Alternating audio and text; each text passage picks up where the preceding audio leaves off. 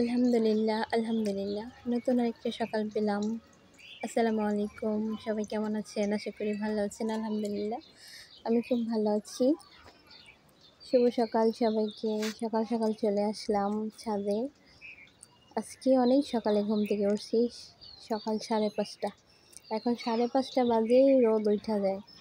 6টা বাজে, এটা এখন হয়েছে 6:45 বাজে, কিন্তু দেখা যাচ্ছে মানে দুপুর 12টা বাজে এরকম। এত রোদ ওঠে এখন, ইদানিং এত গরম পড়ছে। এখন বৃষ্টি তো নাই, তো চলে আসলাম ছাদে, একটু পানি দেবো ছাদের গাছগুলোতে। সারাদিনের রোদে গাছগুলো কেমন জানি শুকিয়ে যায়, পাতাগুলো সব কিছু শুকিয়ে যায়। তাই ভাবলাম একটু ছাদে ঘুরে আসি, একটু পানি দিয়ে আসি, যেহেতু এত সকাল সকাল উঠেছি। জানি না, ইদানিং খুব কম ঘুম হচ্ছে, প্রতিদিনই সকালবেলা ঘুম থেকে উঠি। তো আসলাম গাছগুলোতে একটু পানি দেওয়ার জন্য। এখানে কিছু গাছ আছে, ভেন্ডি গাছ, পুঁইশাক গাছ, অনেক গাছ হয়েছে, কিন্তু ধুন্দুল গাছ, বটবটি গাছ অনেক, কিন্তু বটবটিও হয়নি, ধুন্দুলও হয়নি এখনও। কিসের জন্য জানি না, অনেকে বলে বৃষ্টি হয়েছে এই জন্যে, কিন্তু এখন তো বৃষ্টি নেই, তাহলে এখনও হয় না কেন? দেখেন আমার মাশাআল্লাহ গাছে কতগুলো ফুল হয়েছে। সকালে অনেকগুলো গাছে ফুল ফুটছে। খুব ভালো লাগে এই দৃশ্যগুলো দেখতে। আমার মতো কার কার ভালো লাগে? এখানে আর ফুল গাছ আছে, অনেকগুলাই ফুল গাছ আছে, অনেক ফুল হয়েছে, খুব ভালো লাগে দেখতে। আর সকালবেলা তো পাখির কিচিরমিচির শব্দ, সেই কি বলবো।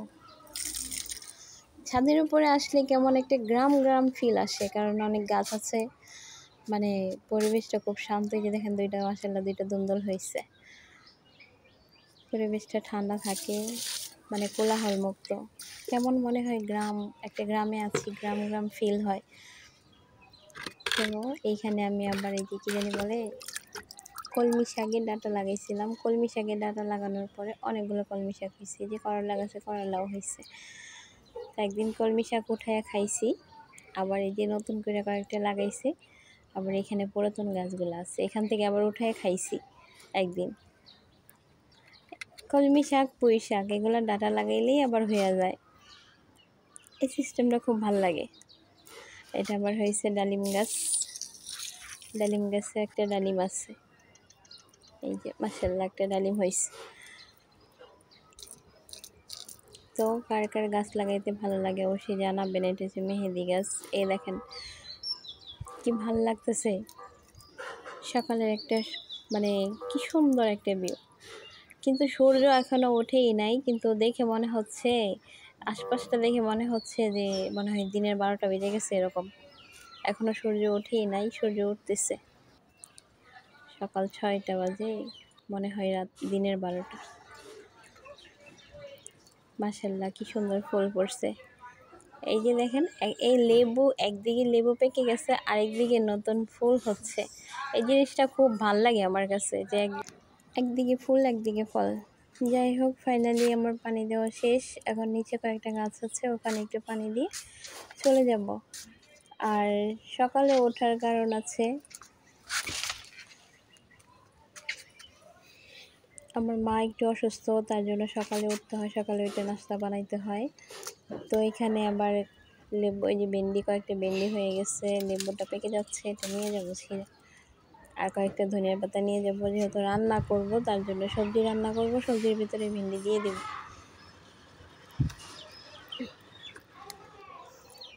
ডালটা কত শক্ত, করলাটাও নিয়ে নেব, কারণ যেহেতু করলা ভাজি করবো আজকে, তাই করলাটাও নিয়ে নিচ্ছি। এখানে রেখে দিলে আবার পেকে যাবে, না হলে পচে যাবে। দরকার কি ফালানোর, অপচয়কারী ভালো না। হ্যাঁ, অপচয় করা। তাই নিয়ে এলাম, তো হয়ে গেছে। এখন আমি চলে যাব। সকাল সকাল কপালটাই পড়ে। সকালবেলা চলে আসছি রান্নাঘরে, আলু ডিম সিদ্ধ বসাই দিয়ে ছাদে গেছিলাম, আইসা দেখি পুড়ে গেছে। আহারে, আমার কপালটাই পড়ে সকালবেলা। যাই হোক, তেমন পড়ে নাই। আলুগুলো সিদ্ধ করেছি ভর্তা করার জন্যে।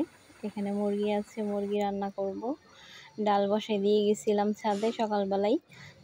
আমি কত কাজ পারি। এদিকে আমার ডালও ফুটে গেছে, ধনিয়া পাতা দিয়ে দিলাম, সব কিছু দিয়ে দিচ্ছি। আর ওদিকে আমার আলু তারপরে ডিম এগুলো সিদ্ধ হয়ে গেছে। তো এখানে আবার ডাল বাগারের জন্য পেঁয়াজ রসুন ভাজতেছি। ডাল বাগারের পরে এখন মুরগিটা বসিয়ে দেব, কারণ যেহেতু দুই চুলাতে দুইটা এখানে মশলাগুলো সব বাটিতে নিয়েছিলাম। কারণ যেহেতু গুঁড়া মশলা, তাই একটু পানিতে ভিজিয়ে রাখছিলাম মরিচের গুঁড়াটা। এখানে মশলাটা কষানো হয়ে গেছে, আমার মুরগিটা দিয়ে দেবো। তার সাথে আমি আবার 2টা আলু অ্যাড করেছি, কারণ মানে আলু ছাড়া ভালো লাগে না।